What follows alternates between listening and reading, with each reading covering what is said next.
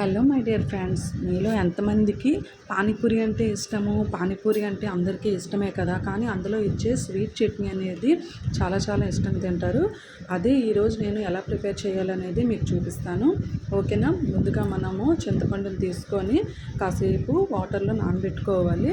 అది బాగా నానిన తర్వాత ఇలాగ వాటర్లో మనం స్క్వీజ్ చేసుకోవాలి. మొత్తంగా మనం ఇలాగా టీ చల్ని ఉంటుంది కదా, అందులో మనం వేసుకొని ఆ గుజ్జు అంతా కూడా మనం పిప్పు వేరేగా గుజ్జు వేరేగా చేసుకోవాలి.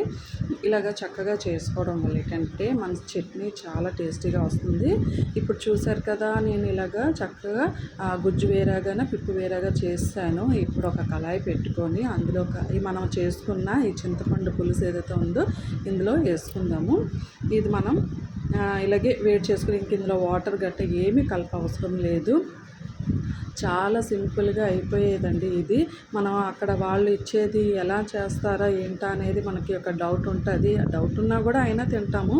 కానీ మనం ఇంట్లో ప్రిపేర్ చేసుకోవడం వల్ల మనకి ఇది అన్ని విధాలుగా కూడా యూజ్ చేసుకోవచ్చు. ఉత్త పానీపూరిలోనే కాకుండా మనం చికెన్ ఏమైనా ఫ్రై చేసేటప్పుడు ఇది వేసుకోండి, ఒక స్పూను చాలా టేస్టీగా వస్తుంది.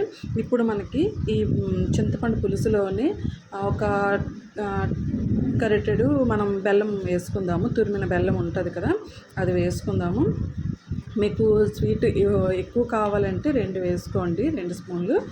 ఓకేనా? ఇందులో మనం చాట్ మసాలా, 1 స్పూన్ చాట్ మసాలా, ఇంకొక స్పూన్ ధనియా పౌడరు, అలాగే జీలకర్ర పౌడరు వేసుకోండి. దీంట్లోనే మనం సరిపడాంత చిన్న సాల్ట్, మరి ఎక్కువగా అవసరం లేదు సాల్ట్. ఇవన్నీ వేసుకొని బాగా కుక్ చేసుకుందాం. హై ఫ్లేమ్లోనే పెట్టుకొని కుక్ చేసుకుందాము, కానీ మధ్య మధ్యన కలుపుతూ ఉండాలి, లేదంటే పొంగిపోతుంది. ఓకేనా? ఇలా చూసారు కదా, బెల్లం చక్కగా కరిగిపోయింది. ఈ స్వీట్ చట్నీ అంటే చాలా ఇష్టంగా బాగుంటుంది కదా. మనకి పానీపూరీలు వాడు వేసేటప్పుడు వాడు ఎలా చేస్తాడా ఏటా అనేది మనం అనుకుంటాము, కానీ చాలా ఈజీ అండ్ సింపుల్గా చేసేసుకోవచ్చు. మనం ప్రతి ఇంట్లో చేసుకున్నాం అనుకోండి, ప్రతి దాంట్లోనే యూజ్ చేసుకోవచ్చు. ఇప్పుడు చూసారు కదా, ఎంత చక్కగా బాయిల్ అయిపోయింది, ఇలాగా చిక్కగా రెడీ అయ్యింది. ఇలా చిక్కగా అయిన తర్వాత మనం గ్యాస్ని ఆఫ్ చేసుకుందాము. మన స్వీట్ చట్నీ, మన పానీపూరి స్వీట్ చట్నీ అనేది రెడీ అయిపోయింది. నేనైతే ఇలా బౌల్లో వేసుకొని నేను పానీపూరి చేస్తున్నాను. పానీపూరి వీడియో కూడా మీకు నెక్స్ట్ నేను అప్లోడ్ చేస్తాను. మీరు ఇంట్లో ఇలా ట్రై చేయండి. మీరు ఇంట్లోనే పానీపూరి అనేది తినండి, మీ హెల్త్ని జాగ్రత్తగా చూసుకోండి. ఐ హోప్ మీరు కూడా ఇంట్లోనే ప్రిపేర్ చేసుకుంటారనేసి అనుకుంటున్నాను. ఓకేనా? Thank you.